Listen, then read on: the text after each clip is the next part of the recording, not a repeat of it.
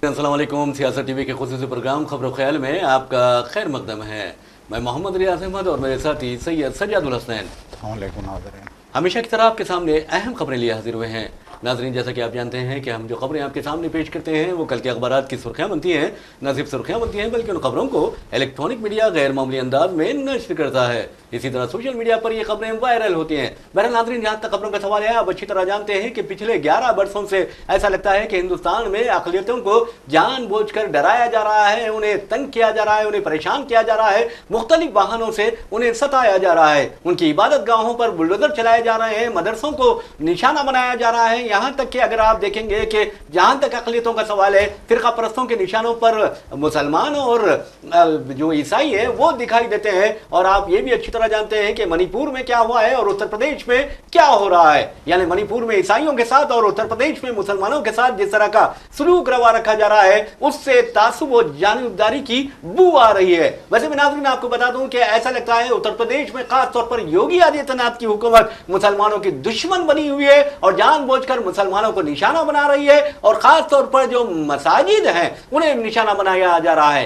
मिसाल के तौर पर आपको बता दूं कि एक हरिशंकर जैन और उसका बेटा है विष्णु शंकर जैन, ये दो है बाप बेटे जो बार बार एक मंसूबे के तहत फिरका परस्ती का जहर इनके जहनों को मैं समझता हूं कि ज्यादा मुतासिर कर चुका है। ये अदालतों से रुजू होते हैं एक मंसूबेबंद साजिश के तहत और ये कहते हैं कि फलां मस्जिद के नीचे मंदिर थी और उसे तोड़कर मस्जिद बनाई गई। अब आप देखिए कानून का क्या मजाक उड़ाया जा रहा है उत्तर प्रदेश में, किस तरह खिलवाड़ किया जा रहा है, किस तरह दस्तूर की धज्जियां उड़ाई जा रही है, जमहूरियत की धज्जियां उड़ाई जा रही है। उसका अंदाजा इस बात से लगा सकते हैं कि ये बाप बेटा और दिगर हिंदुत्व की तंजीमें अदालतों से जब भी रुजू होती है तो फौरी अगर कोई ये दावा करता है कि फलां मस्जिद मुगलिया दौर में तामीर की गई है और उसके नीचे मंदिर था, मंदिर तोड़कर मस्जिद तामीर की गई, तो आप देखेंगे कि सिर्फ 3 घंटे के अंदर सर्वे की इजाजत दी जाती है। तो क्या ये तासुब नहीं है? क्या ये जानिबदारी नहीं है? क्या ये खुला यानी आप अंदाजा कीजिए कि किस तरह का खतरा हुकूमत मोड़ रही है। ये सोचने वाली बात है। वैसे नाज़रीन आपको बता दूं कि जहां तक कि संबल की शाही जामे मस्जिद का सवाल है, मुगलिया दौर की फन तामीर का एक बेहतरीन नमूना इसे कहा जा सकता है। लेकिन वहां पर भी फिरका परस्त दरिंदों ने अपनी चाल चलते हुए एक मनसूबाबंद साजिश के तहत सिटी सिविल कोर्ट से वहां रुजू होती है, एक सिटी कोर्ट से रुजू होते हैं और वो कोर्ट आपको बता दूं कि कानून का किस तरह मजाक उड़ाया जाता है उसका इस वाक़े से अंदाजा लगाइए कि 3 घंटे के अंदर उसकी सर्वे की इजाजत देती है। और उसके बाद सर्वे के जब किया जाता है तो मुसलमान एहतजाज करते हैं, पुलिस गोलियां चलाती है, 4 मुस्लिम नौजवान शहीद होते हैं। लेकिन अब पुलिस कह रही है कि वो मुस्लिम नौजवान की जो पोस्टमार्टम रिपोर्ट आई है उसमें वाज़ेह हो गया है कि ये पुलिस की फायरिंग से हलाक नहीं हुए या पुलिस की फायरिंग से शहीद नहीं हुए, बल्कि इन्हें देसी साख्ता पिस्तौलों से गोली मारी गई। अब अंदाजा कीजिए कि अगर देसी साख्ता पिस्तौलों से गोली मारी गई ये बात की जा रही है, पुलिस ने गोली नहीं मारी है, तो फिर किसने मारी है? और इसका जवाब भी हम आपको बताते हैं कि संभल के जो जियाउर रहमान बर्क रुकने पार्लियामेंट है उन्होंने वाज़ेह तौर पर कहा है कि पुलिस पर इल्जाम लगाया है उन्होंने कि ओहदेदारों ने अपनी निजी हथियारों के साथ सर्विस हथियार भी इस्तेमाल किए। अब सवाल यह पैदा होता है कि किस हुकूमत ने, किस यानी जिम्मेदार ने यूपी पुलिस को निजी हथियार इस्तेमाल करने की इजाजत दी है?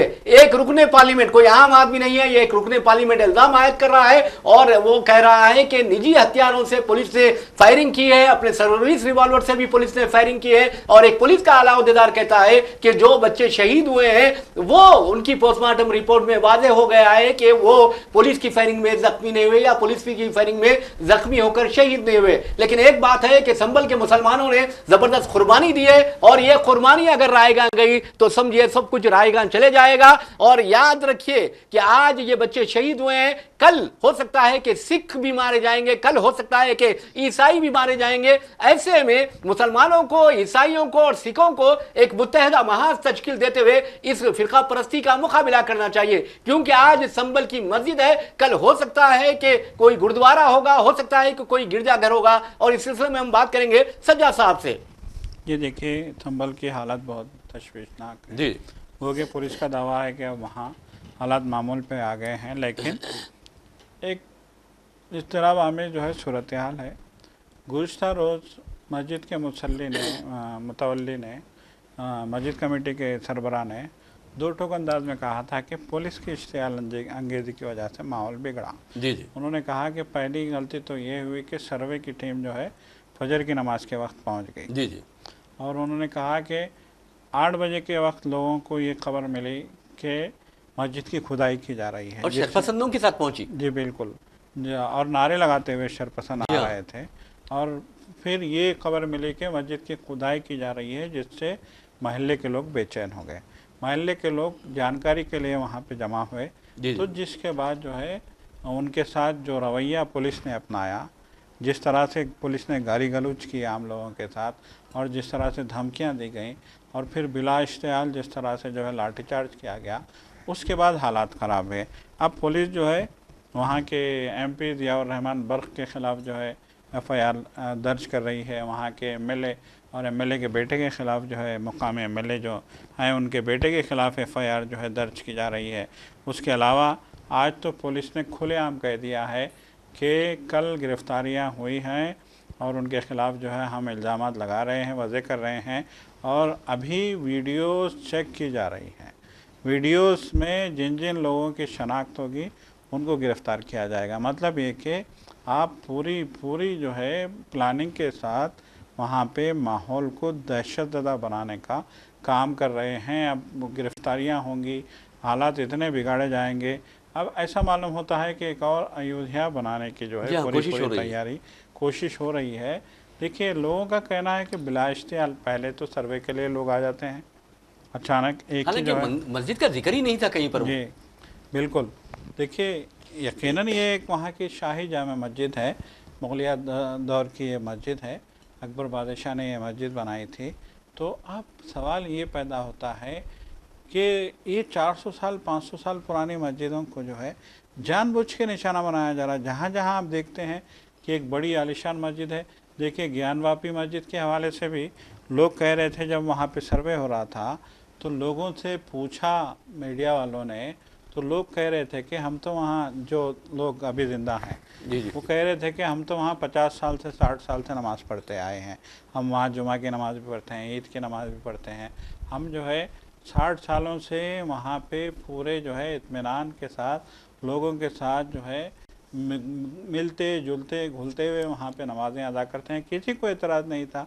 लेकिन अचानक बीजेपी इक़्तिदार में आती है तो माहौल जो है अचानक गरमाया जाता है। अचानक, जैसे कि आपने कहा कि एक वकील जो है आता है, वो और उसका बेटा, वकील और वकील का बेटा दोनों कर रहे हैं। वो ज्ञानवापी मस्जिद में भी उसी वकील ने जो है केस दायर किया था, यहाँ भी वही वकील जो है केस दायर करके आ रहा है। तो ये माहौल ख़राब करने की जो साजिश है, ऐसा लगता है कि खुलेआम जैसा कि आपने कहा कि मणिपुर में कुकी जो जिनको आज बागी कहा जा रहा है, उनका कहना है कि खुलेआम हमारे ख़िलाफ़ इश्तियाल अंगेज़ी की गई, खुलेआम हमारे गाँवों पे हमले किए गए, तो खुलेआम गिरजाघरों को निशाना बनाया गया। तो वहाँ पे भी अक़लियत निशाने पे, यहाँ पे भी अक़लियत निशाने पे। आप अच्छी तरह जानते हैं संभल में मुसलमान बहुत अक्सरियत। जी हाँ, आप अच्छी तरह जानते हैं वहाँ पे जो है इलेक्शन हुआ था, 2-3 दिन पहले ज़िमनी चुनाव हुआ था। तो वहाँ पे लोगों को पोलिंग बूथ जाने नहीं दिया गया। जी हाँ। 1-2 दिन पहले वहाँ पे ये 20 तारीख को ये जो है हंगामा होता है और 24 को सर्वे की टीम पहुँच के पुलिस एक नया हंगामा कर देती है। तो मतलब ये कि अब 25 में जो इलेक्शन होंगे, आम इंतखाबात, वहाँ के असम्बली इंतखाबात होंगे, उसके लिए आप सारा जो है माहौल बनाना चाहते हो, क्योंकि आपको अच्छी तरह मालूम है कि आपने लोगों के लिए कोई काम नहीं किया है। आपने राम मंदिर बना दिया, प्राण प्रतिष्ठा भी आपने कर दी, उसके बावजूद अयोध्या में आप हार गए। आपकी 60 से 32 सीटें हो गई हैं। आपको इस बात का बखूबी अंदाज़ा है कि वहाँ के लोग आपसे नाराज़ हैं। वाराणसी में मोदी खुद हारते हारते जीते हैं। तो आप अंदाज़ा लगाइए कि कितनी नाराज़गी वहाँ के लोगों में पाई जाती है। उस नाराज़गी को दूर करने के बजाय आप ये एक नया खेल आपने शुरू कर दिया। अब इस खेल का खमियाजा आम आदमी को भुगतना पड़ेगा। बिल्कुल आपने सही कहा। बहरहाल नाज़रीन, आपको बता दूं कि जहां तक अदालतों का सवाल है, कम से कम अदालतों को इस मामले में उठना चाहिए, आवाज़ लगानी चाहिए, उनको मुदाखलत करनी चाहिए, क्योंकि आप देखेंगे कि उत्तर प्रदेश में फिल वक्त आप संभल में अगर देखेंगे कि वहां पर ना सिर्फ कानून का कत्ल हुआ है बल्कि कानून की इस्मत रेजी हो गई है। और आप अंदाजा कर दीजिए कि किस तरह पुलिस ये कह रही है कि हमने गोली नहीं चलाई है, जबकि वीडियोज मौजूद हैं, उसके फिल्म्स मौजूद हैं कि पुलिस भीड़ पर फायरिंग चला रही है, फायरिंग कर रही है, गोलियां चला रही है। ये मैं नहीं कह रहा हूं बल्कि जियाउर रहमान बर्क ने कहा है और अखिलेश यादव ने भी पार्लियामेंट में यह बात कही है। और अफसोस की बात यह है कि संभल के तकरीबन 2500 मुसलमानों के खिलाफ मुकदमा दर्ज किए गए हैं, जिसमें जियाउर रहमान बर्क भी शामिल है। और अखिलेश यादव कहते हैं कि और पुलिस के कार्रवाई पर हंसते हैं और उसका मजाक उड़ाते हुए कहते हैं कि पुलिस कानून के साथ खिलवाड़ कर रही है, जबकि जियाउर रहमान बर्क वहां पर मौजूद नहीं थे, बल्कि वो कहीं बेंगलुरु में मौजूद थे और उसके बावजूद भी उनके खिलाफ FIR दर्ज की गई, उनका नाम उसमें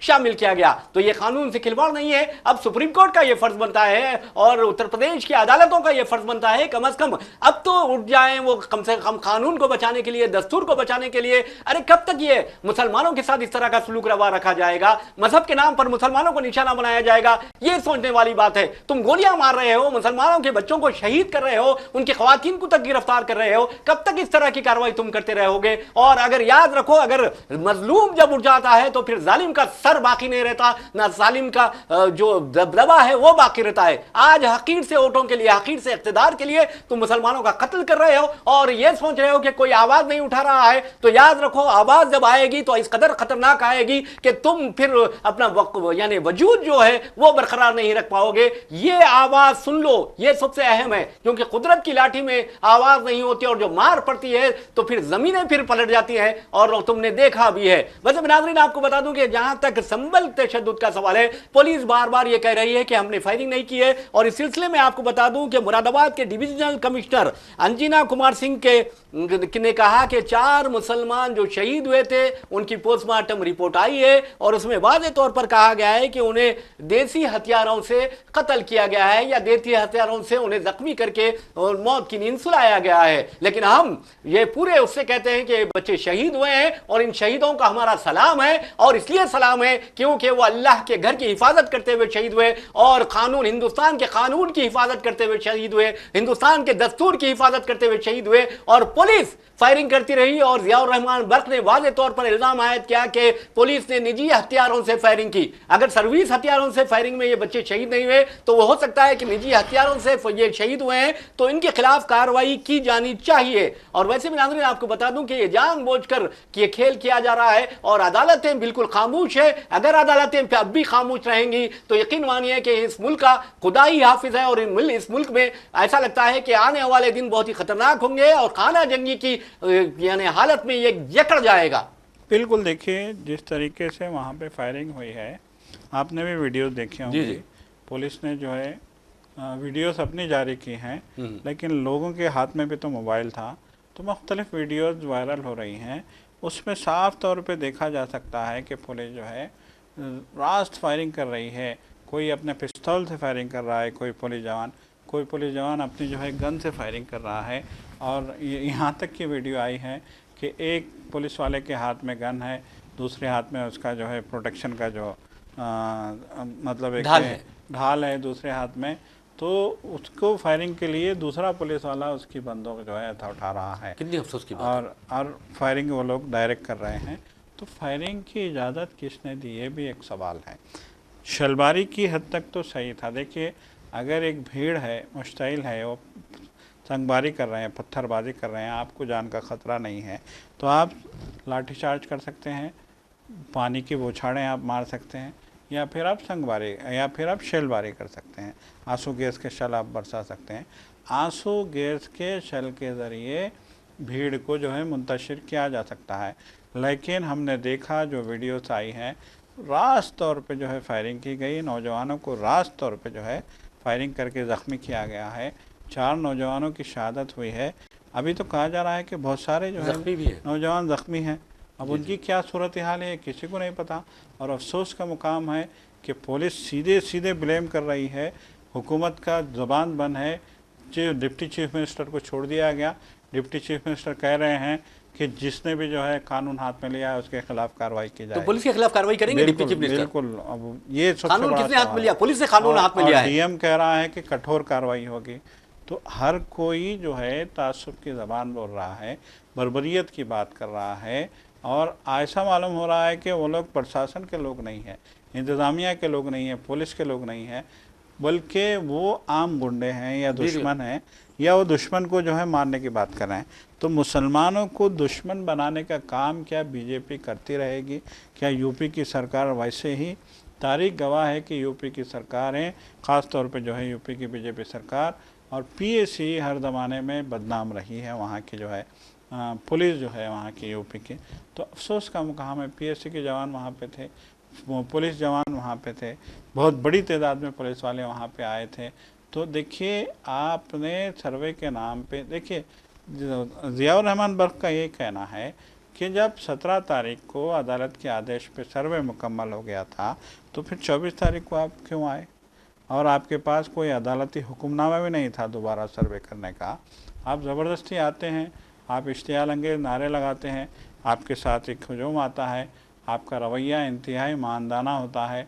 ऐसा मालूम होता है कि आप जो है कोई जंग लड़ने के लिए दुश्मन से जंग लड़ने आ रहे हैं आप। बिल्कुल जंग लड़ने आ रहे हैं। इस तरह की सूरत हाल आपने पैदा कर दी, और आज जो है ब्लेम गेम शुरू कर दिया। आप सीधा सीधा वहाँ के लोगों को जो है ब्लेम कर रहे हैं। वहाँ के एमपी ज़ियाउर रहमान बर्क हैं, तो उनके खिलाफ आप जो है कार्रवाई की बात कर रहे हैं। वहाँ के एमएलए, संभल के एमएलए हैं ज़ियाउर रहमान के अलावा जो है इकबाल महमूद, अच्छा, एमएलए हैं वहाँ के संभल के, उनको जो है निशाना बनाया जा रहा है। इकबाल महमूद के फर्जंद हैं, उनके सुहेल इकबाल उनका नाम है, उनको पुलिस कह रही है कि उनके खिलाफ जो है हमने एफआईआर दर्ज की है, और पुलिस कह रही है कि इन लोगों ने जो है वहाँ पे नौजवानों को उकसाया है। तो यकीनन ये बहुत अफसोसनाक सूरत हाल है, और इस सूरत हाल ने हमारे मुल्क का जो है नाम खराब करने का काम किया। बहरहाल नाज़रीन, जहाँ तक संभल की शाही मस्जिद का सवाल है, आपको बता दूं कि वहाँ पर जिस अंदाज में कार्रवाई की गई, मुतासिबाना और जानिबदाराना कार्रवाई की गई, ऐसे में अब संभल के जो इंतजामी कमेटी के जो अरकान हैं, या इंतजामी कमेटी है, या फिर जो शोहदा नौजवान हैं, उनके अजीज वखारिब हैं, उन्हें चाहिए कि पुलिस वालों के खिलाफ कत्ल का मुकदमा दर्ज करें, क्योंकि पुलिस ने गोली चलाई है और जिसके नतीजे में ये बच्चे शहीद हुए हैं। क्योंकि ज़ियाउर रहमान बर्क ने वाज़ेह तौर पर कहा है कि पुलिस ने देसी हथियारों का इस्तेमाल किया है, और खुद पुलिस का एक आला अहदेदार कहता है कि इनकी पुलिस फायरिंग से शहादत नहीं हुई, बल्कि ये देसी साख्ता हथियारों की जद में आने की वजह से मारे गए। तो फिर किसके हाथ में देसी साख्ता हथियार थे? खुद ज़ियाउर रहमान बर्क कह रहे हैं, और इस सिलसिले में उन्होंने सबूत के तौर पर कहा कि कई ऐसे वीडियोज मंजरेआम पर आए हैं जिसमें पुलिस के हाथ में देसी साख्ता पिस्तौल देखे जा सकते हैं और फायरिंग करते हुए देखा जा सकता है। तो क्या ये पुलिस वाले सिर्फ इसलिए बच जाएंगे कि ये पुलिस वाले हैं, बल्कि अगर कोई मजहब की बुनियाद पर, अगर कोई तासुब की बुनियाद पर कार्रवाई करता है तो यकीन मानिए वो इंतहाई, मैं समझता हूं कि दरिंदा सिफत है, और उसके खिलाफ सख्त से सख्त कार्रवाई की जानी चाहिए, चाहे वो पुलिस का आला से आला अहदेदार क्यों ना हो। अफसोस की बात यह है कि बीजेपी कायदीन, जैसा कि सज्जाद साहब ने कहा कि डिप्टी चीफ मिनिस्टर अजीब जबान में बात कर रहे हैं, तो उन्हें शर्म आनी चाहिए। उन्हें सिर्फ कानून के तहफ्फुज़ की बात करनी चाहिए, उन्हें दस्तूर के तहफ्फुज़ की बात करनी चाहिए। अगर वो हुकूमत में है तो हुकूमत सबके लिए होती है और सबके मफादात की निगरानी करती है। लेकिन अफसोस की बात है कि बीजेपी हुकूमत हमेशा मुसलमानों की दुश्मन रही है, और आप देखेंगे बुलडोजर कार्रवाई के खिलाफ सुप्रीम कोर्ट ने जिस तरह के अहकाम जारी किए, जिस तरह के थप्पड़ रसीद किए थे यहूदी हुकूमत के चेहरे पर, उसके बाद से ये और तलमला गई है और जानबूझकर ये किया जा रहा है। आपने देखा कि 9 असेंबली हल्कों के जो ज़िमनी इंतखाबात हुए उसमें भी पुलिस का किरदार क्या रहा है, और इलेक्शन कमीशन जो इंतहाई जानिबदारी से काम करने का जिस पर इल्जाम आयद किया जा रहा है, उसने भी इन 7 पुलिस वालों को मुअत्तल करवा दिया था। तो अब अंदाजा कीजिए कि तासुब जानिबदारी हो सकता है कि कुछ देर तक इन्हें फायदा देगा, लेकिन ये तबाही और बर्बादी की दावत देता है और तबाही और बर्बादी का सामान फराहम करता है। तो बहरहाल अब चलते हैं नाज़रीन, नाइंसाफी तो यहां पर भी हुई है और नाइंसाफी महाराष्ट्र में भी हुई है। अपोजिशन ऐसा इल्जाम आयद कर रहे हैं, और लेकिन देखेंगे कि जो जालिम होते हैं आपस में भी लड़ने लगते हैं। मिसाल के तौर पर आप देखेंगे कि अब शिंदे चाहते हैं कि चीफ मिनिस्टर की कुर्सी ना छोड़ें, हालांकि उन्होंने आज इस्तीफा तो दे दिया है, क्योंकि महाराष्ट्र असेंबली की जो मियाद है आज खत्म हो चुकी है, और उन्होंने इस्तीफा दे दिया है। ताहम उनके जो अरकान असेंबली है, यानी शिंदे ग्रुप के अरकान असेंबली जिनकी तादाद 57 है, उन्होंने कहा है कि ओहदे चीफ मिनिस्ट्री पर एकनाथ शिंदे को बरकरार रखना चाहिए, जबकि 132 नशस्तों पर कामयाब बीजेपी चाहती है कि वो फडणवीस को ओहदे चीफ मिनिस्ट्री पर फायज करे, क्योंकि आप देखेंगे कि 288 जो असेंबली हल्के हैं उसमें जो जायदुई अदद है वो 145 है, यानी 12 नशिस्तें कम है बीजेपी को तनहा हुकूमत बनाने के लिए, जादुई अदद के लिए। ऐसे में यह कहा जा रहा है कि शिंदे ग्रुप नाराज है, जबकि अजीत पवार ग्रुप ने फडणवीस को चीफ मिनिस्टर बनाने की तायद कर दी है। तो सज्जा साहब, आप क्या समझते हैं कि बीजेपी जो सौदेबाजी करती है, जो यानी खरीदो फरोख्त करती है अरकान असेंबली की, जैसा कि खरगे ने भी इस इल्जाम आयद किया है, तो क्या अब फिर अरकान की खरीदोबाज यानी खरीदी और फरोख्त का सिलसिला जारी होगा, या फिर सेना ग्रुप को यानी शिंदे ग्रुप को नजरअंदाज कर दिया जाएगा? देखिए, इलेक्शन से पहले भी शिंदे ग्रुप को नज़रअंदाज किया गया। सीट शेयरिंग में भी जो है शिकायतें आई थी। शिंदे ग्रुप ने कहा था कि हमने जो है आपकी पार्टी को फिर से जो है एक नई जान दी है, लेकिन आप हमारे खिलाफ जो है माहौल बना रहे हैं। तो अभी भी देखिए, शिंदे ने, एकनाथ शिंदे ने इस्तीफ़ा तो दे दिया है, अब वो कारगुजार वज़ीर आला हैं, लेकिन साथ ही साथ उनके हामियों की एक बड़ी तादाद ये मुतालबा कर रही है कि शिंदे को ही चीफ मिनिस्टर रहना चाहिए। जी जी। लेकिन जो है बीजेपी के हल्के फडणवीस को चीफ मिनिस्टर बनाने का मुतालबा कर रहे हैं।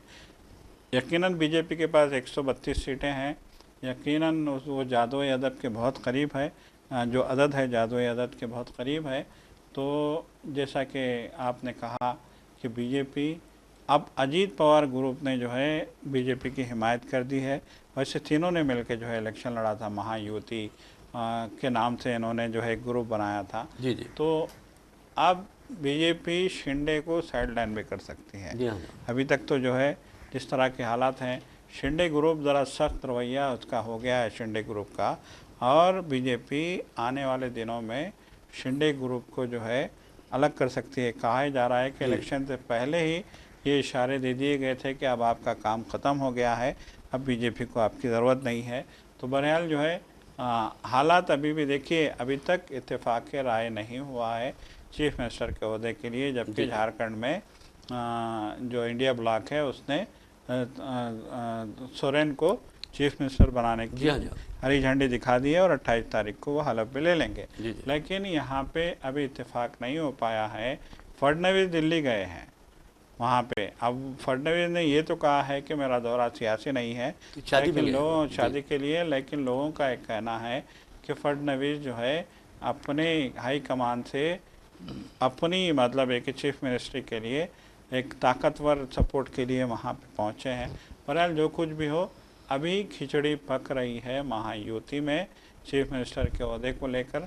अब देखने वाली बात यह है कि ये इस सिचुएशन में बीजेपी क्या रुख इख्तियार करती है, और महायुति क्या लंबा चलेगा या फिर कुछ दिनों में इसके भी टुकड़े हो जाएंगे। वैसे मैं नाज़रीन आपको बता दूं कि जहां तक अजीत पवार का सवाल है, अजीत पवार ने अपने चाचा शरद पवार से गद्दारी की, ये तो आम बात है और सब भी जानते हैं, और कांग्रेसी कायदीन भी ये इल्ज़ाम आयद करते हैं। खुद अजीत पवार की बेटी ने आज अजीत पवार की जो चचा यानी शरद पवार की जो बेटी हैं, उन्होंने भी इल्ज़ाम आयद किया कि अजीत पवार ने अपने चचा से गद्दारी की है। तो आप अंदाज़ा कीजिए कि ये पॉलिटिक्स है और पॉलिटिक्स में सब कुछ चलता है। और ख़ास तौर पर आपने देखा कि 11 वर्षों के दौरान जिस तरह सियासी इक़्तिदार में गिरावट आई है वो हिंदुस्तान की तारीख में कभी ऐसी गिरावट नहीं देखी गई है। लेकिन जहाँ तक बीजेपी का सवाल है, बीजेपी 132 नशस्तों के साथ महाराष्ट्र की सबसे बड़ी यानी वाहिद अक्सरियत वाली पार्टी बन चुकी है। लेकिन उसे आप जैसा कि मैंने आपको बताया कि जादुई अदद 145 तक पहुँचना है, लेकिन वो नहीं पहुँच पाएगी। इसलिए हो सकता है कि वो शिंदे ग्रुप को तोड़ भी सकती है, लेकिन अब उसे तोड़ने की ज़रूरत नहीं है, इसलिए कि अजीत पवार का जो ग्रुप है, अजीत पवार एनसीपी 41 उसके अरकान असेंबली की तादाद है, वो बासानी उसकी तायद भी कर चुके हैं, बीजेपी की फडणवीस के हक में तायद कर चुके हैं। तो अब शिंदे की कोई अहमियत बाकी नहीं रहती। यह अलग बात है कि अगर शिंदे को चीफ मिनिस्टर बनाया जाता है तो वो अमित शाह का एहसान होगा शिंदे पर। लेकिन एक बात ज़रूर है कि हालात तो ख़राब है महाराष्ट्र की सियासत में, नाराज़गियाँ भी बढ़ रही हैं। अब देखना यह है कि शिंदे क्या करते हैं, अपनी यानी यानी जो उनकी बेइज्जती हो रही है, तौहीन हो रही है या तजलील हो रही है, और वो जिस तरह वो जलील हो रहे हैं वो बर्दाश्त करते हैं, या फिर खामोशी से अपना कुछ नए मनसूबे बनाते हैं। बहरहाल नाज़रीन, एक और खबर की जानिब चलते हैं। हम अपना प्रोग्राम खबरों ख्याल अख्तिताम को पहुँचाते हैं। आप अच्छी तरह जानते हैं कि हिंदुस्तान की आबादी 146 करोड़ है, और उसके बाद आप देखेंगे कि जो परमानेंट अकाउंट नंबर है यानी पैन कार्ड है, आप अंदाज़ा कीजिए कि तमाम अकाउंट्स के साथ उसे जोड़ दिया गया है। लेकिन 146 करोड़ की आबादी में 78 करोड़ पैन कार्ड ही जारी किए गए हैं। अब मोदी हुकूमत ने, उसकी काबीना ने एक नए पैन कार्ड 20 को प्रोजेक्ट को मंजूरी दी है, और ये कहा जा रहा है कि तकरीबन 1435 करोड़ रुपए का ये प्रोजेक्ट है। और इसमें एक अहम बात होगी, अगर आपके पास जो पैन कार्ड अब मौजूदा तौर पर है उसमें आप देखेंगे कि QR कोड आपके पास नहीं है। तो बहरहाल अब इस 20 यानी पैन कार्ड 20 का जो प्रोजेक्ट है उसमें QR कोड भी दिया जाएगा, और उसके लिए कोई आपसे रकम भी नहीं ली जाएगी। और ये भी कहा जा रहा है कि ये खासतौर पर जो बिजनेसमैन है उनके लिए बहुत अहमियत रखता है, और इसके लिए यानी जो रजिस्ट्रेशन होते हैं टैक्स पेयर्स का, वो भी बआसानी हो सकता है। सजा साहब जी, किसी ना किसी तरीके से आपके डेटा को वेरीफाई करने का काम मुसलसल जारी हो रहा है, कुछ ना कुछ है गड़बड़। मुसलसल जा रहा है। पैन कार्ड अपनी जगह है, फिर आपने उसमें QR कोड डाल दिया। हाँ। अब आप कह रहे हैं कि आप लोग जो है अपने पैन कार्ड में QR कोड लगाइए, आप अपडेट करवाइए। तो अपडेट करवाने के लिए अब इससे पहले ये होता था कि आप पैन कार्ड अपडेट कराएंगे तो उसका पैसा लगता था, 80 रुपये 100 रुपये कुछ फीस लगती थी। अब ये हुकूमत ये कह रही है कि अब एक पैसा नहीं लगेगा, लेकिन हुकूमत ने जितने पैन कार्ड हैं जो बनाए गए हैं ऑलरेडी, उन सारे पैन कार्ड्स को अपडेट के नाम पे एक नया डेटा जो है अपने पास कलेक्शन का ये काम शुरू कर दिया है QR कोड से। ऐसा मालूम होता है बैंकों के सारे निज़ाम में जिस तरह की पेचीदगियाँ मुसलसल आ रही हैं, उससे बैंकों के जिम्मेदारान भी खुद परेशान हैं। सिद्दीक हमारे सजा साहब, आप देखेंगे कि पैन कार्ड का तो उन्होंने ये काम कर दिया है, मरकजी कैबिनेट को ये तौफीक नहीं हुई कि जो अडानी की जो बदनवानियाँ हैं उसे मंजर आम पर आने के लिए कोई मुश्तरका तहकीकाती कमेटी तश्कील देते। पैन कार्ड तो गरीब आदमी का मामला है। जी बिल्कुल, आम आदमी का मामला है पैन कार्ड। अब तो जो है लाजिम करार दे दिया गया है कि आप अकाउंट खोलने जाएंगे तो आपका आधार कार्ड भी होगा, आपका पैन कार्ड भी होगा। पैन कार्ड के बगैर आप अकाउंट नहीं खोल सकते। तो जिस तरीके से लोगों को पाबंद किया जा रहा है, उनकी जेब पे डाका डालने के जो इंतज़ाम किए जा रहे हैं वो तशवीशनाक है। फिर जो है बीजेपी या फिर मोदी कहते हैं कि हम बहुत अच्छे काम कर रहे हैं, और अच्छे काम की वजह से हम ही जो है लोग वोट दे रहे हैं। अफसोस की बात आप अगर अच्छे काम कर रहे होते और लोगों ने आपको वोट दिया होता तो महाराष्ट्र में इस तरह की बेचैनी देखने में नहीं आती। वहाँ आम लोगों में बेचैनी है, और ख़ुद बड़ी पार्टियों ने, शरद पवार की पार्टी ने, कांग्रेस ने, और जो है उद्धव ठाकरे की पार्टी ने फैसला किया है कि ये जो इलेक्शन में जो धांधलियाँ हुई हैं उसके खिलाफ हम इलेक्शन कमीशन में जाएंगे, हम अदालत भी जाएंगे। देखिए अब क्या होने वाला है। बहरहाल नाज़रीन, इसी के साथ हम अपना प्रोग्राम खबरों ख्याल अख्तिताम को पहुंचाते हैं। अपने मेज़बान मोहम्मद रियाज अहमद और मेरे साथी सैयद सज्जादुल हसन को इजाज़त दीजिए। इंशाअल्लाह फिर मुलाकात होगी, फिर बात होगी। तब तक के लिए अल्लाह हाफ़िज़। खुदा हाफ़िज़।